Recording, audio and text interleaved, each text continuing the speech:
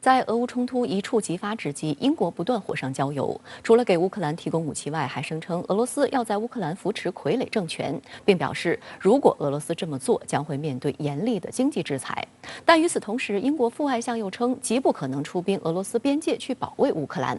值得注意的是，与英国不同，身处欧洲大陆的德法在乌克兰问题上仍然相当克制。北约并不是铁板一块，而是各有各的算盘。英国副首相拉布周日表示，如果俄罗斯在乌克兰建立一个傀儡政权，将面临严厉的经济制裁。英国外交部周六声称，相关情报显示，俄罗斯正谋划在乌克兰安插一位亲俄罗斯的领导人，这个人选是乌克兰前国会议员莫拉耶夫。周日，美欧各大媒体都在网站头条大肆渲染从英国外交部得到的这条消息。据报道，现年45岁的莫拉耶夫反对乌克兰与西方融合，是亲俄小党派纳什党党魁。该党在乌克兰国会并无席位。对于英国外交部的指控，莫拉耶夫立即出面驳斥，愚蠢说法简直令人难以下咽。英国《每日电讯报》周日引述莫拉耶夫的话称，他早在4年前就被俄罗斯制裁并被禁止入境，就连他父亲在俄罗斯的公司资产都被冻结，自己根本不可能被选中加入什么傀儡政府。英国卫报称，甚至乌克兰国内都对英国的说法感到困惑。乌克兰前外交部发言人菲利普·丘克称，英国的说法极为荒谬，该传闻纯属胡说八道。尽管英国外交部的声明遭到各种质疑，没有提供任何证据来支持有关说法，但美国白宫国家安全委员会发言人霍恩仍称，这种阴谋令人深感担忧，强调要与民主选出的乌克兰伙伴站在一起。对于英美一唱一和，俄罗斯外交部周日怒斥无稽之谈，要求英方停止挑衅行为。俄罗斯驻英国大使馆周一呼吁英国当局停止围绕乌克兰问题进行愚蠢的言辞挑衅，在当前激烈的局势下，这非常危险。俄大使馆指出，英国外交部因自己推行的短视方针而处于实际外交进程的边缘，认为自己的作用在于不断煽动反俄情绪。英国当局在发表这些荒谬的言论同时，正在向乌克兰运送致命武器，增加他们自己在俄罗斯边境附近的军事存在，并鼓动乌克兰破坏明斯克协议。此外，美国彭博社也加入了造谣帮腔的行列，称中方曾表示希望俄罗斯不要在北京冬奥会期间入侵乌克兰。对此，外交部发言人赵立坚回应称，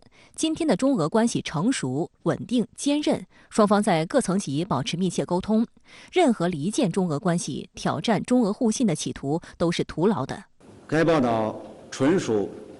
子虚乌有，这不仅是对中俄关系的污蔑和挑衅，也是对北京冬奥会的蓄意干扰和破坏。这种卑劣伎俩骗不了国际社会。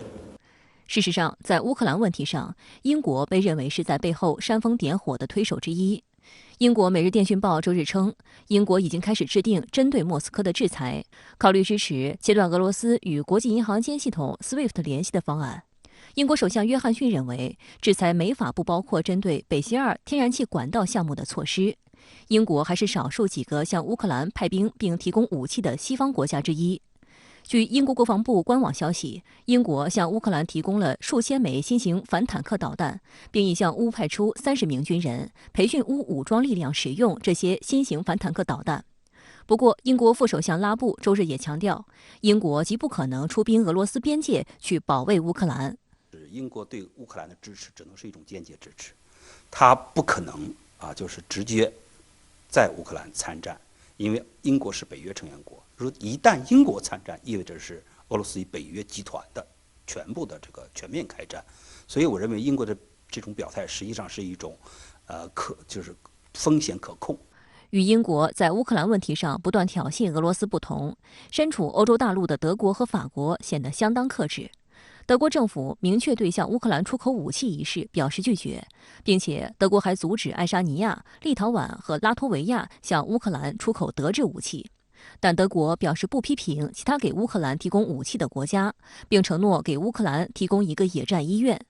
德国海军司令舍恩巴赫早前称，俄罗斯想入侵乌克兰是一派胡言，并指普京值得尊敬，引起乌克兰强烈不满。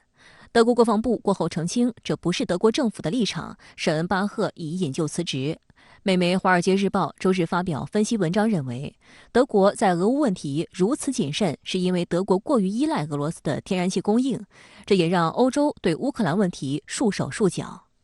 除德国外，法国总统马克龙呼吁欧盟与俄罗斯制定新安全与稳定秩序。马克龙表示，希望重启俄德法乌四方会谈，这4国的会谈又名诺曼底四方会谈。这一冲突调节机制来源于2014年6月在法国举行的诺曼底登陆70周年纪念活动期间，俄德法乌4国领导人就乌克兰局势进行了一系列磋商。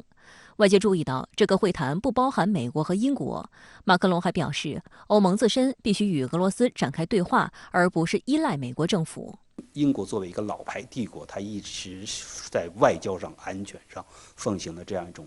离岸制衡的这样一种战略。它在这个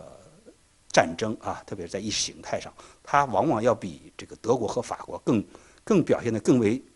立场鲜明，甚至有时候呢更为激烈。有一部分的东中欧国家也十分重视这个英国在安全防务上的这种作用。不同于中东欧国家，法德希望在对俄事务中保持独立性，同时呢也希望呢不要把与俄罗斯的关系弄僵，通过对话与这个所谓的制裁相结合，2种手段，然后保持法德在整个欧洲甚至全球事务中的这样一种影响力。俄乌问题对于东欧以外的其他欧盟国家而言，很多时候更是一个有点事不关己且欧洲无力处理的议题。意大利总理德拉吉上月谈及此事时就表示，欧洲几乎没有任何办法阻止俄乌冲突，无论是军事方面还是经济方面，欧洲需要与俄罗斯保持接触。分析指出，正如美国总统拜登所言，北约盟友对于如何应对俄罗斯确有极其不同的立场。多国态度之间的温差也表明，北约在乌克兰局势问题上并不是铁板一块，而是白天一起敲锣打鼓，晚上各打各的算盘。相关话题来连线特约评论员吴卫。吴先生您好。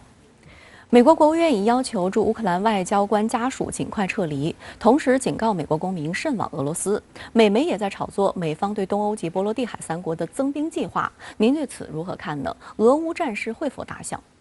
是的，美西，美国国务院这则公告颇有些撤侨的意思，但距离真正意义上的撤侨还是有所不同的。在我看来，这更像是一个姿态，营造一种所谓第3次世界大战明天打响的紧迫感。其实，作为旁观者，我认为这一幕挺吊诡的。一个诘问仍然有待回答，那就是谁最希望乌克兰战争打响？至今为止，我依然坚持自己的判断，那就是起码不是俄罗斯。让我们把目光投向莫斯科。俄罗斯外交部今天依然在敦促美国对俄罗斯此前提出的安全保障提议逐条做出书面答复。提议其实很简单直白，要求北约承诺停止进一步东扩，不批准乌克兰或者更多国家加入北约，要求北约成员国不再包括乌克兰在内的东欧、外高加索或者中亚国家开展任何军事活动。客观来讲，这个提议真的很过分吗？苏联解体以来，北约是如何一步步把大炮架到俄罗斯家门口的？在东欧的战略棋盘上，谁处于攻势，谁处于守势，明眼人都能给出公允的判断。某种意义上看，当前乌克兰局势实际上是北约对俄罗斯西线海权的极限挤压向陆权延伸的直接结果。俄罗斯对波罗的海、黑海2大出海口已经丧失了战略主动权，北约东扩的挤压力度越大，俄罗斯相应进行的反弹力度也就越大。最直接的表现就是2014年的克里米亚危机。乌克兰战争是否会打响？我们首先要从双方的兵力调度上研判各自的战略意图。展开地图，俯视乌克兰周边，在普京的直接授意下，俄军刚刚增兵白俄罗斯，似乎乌克兰正处于北、东、南3个方向的包围之下。但我们一旦将目光投向更远的方向，你会发现，实际上白俄罗斯也处于乌克兰、波兰与波罗的海3国的3面夹击之中。考虑到驻欧美军正将部署重心向波兰境内前推，以及拜登向波罗的海3国增兵的迹象越发明显，我们似乎很难认为普京增兵白俄罗斯完全就是冲着所谓入侵乌克兰去的。是的，倘若我们只将目光局限在乌克兰，很可能会得出一场恶战在所难免的结论。可一旦将目光放眼整个东欧，你会发现一张更大的棋盘。北约与俄罗斯在这个广袤的战线上展开了一场包围与反包围、牵制与反牵制的兵力部署。这就好比是一根导火索串联起了好几座火药库，牵一发而动全身。现在回到最初的问题，谁最希望乌克兰战争打响？这个问题我认为可以换个问法，那就是谁最希望东欧战争打响？当然不会是那个以少敌多的俄罗斯啊。另一方面，英国当局近日指控俄罗斯正寻求在乌克兰建立一个傀儡政权，但伦敦方面却也强调，极不可能出兵俄罗斯边界去保卫乌克兰。您对此如何看？英国政府这套说辞完全就是看热闹不嫌事大的集大成者，一边说英国会与乌克兰站在一起，一边又说极不可能出兵保卫乌克兰。要说莫斯科寻求在基辅建立一个所谓傀儡政权，这完全是混合战争模式，媒体主导的互联网舆论战是主角。回看2014年克里米亚危机是如何一步步酿成的，美西方可是这套玩法的资深玩家，还轮不到英国来指责俄罗斯如何如何。俄罗斯驻英国大使馆今天发表声明称，我们强烈敦促伦敦停止愚蠢的言辞挑衅，在当前激烈的局势下，这非常危险。敦促英国方面为真正的外交斡旋做出贡献，为欧洲安全提供可靠保障。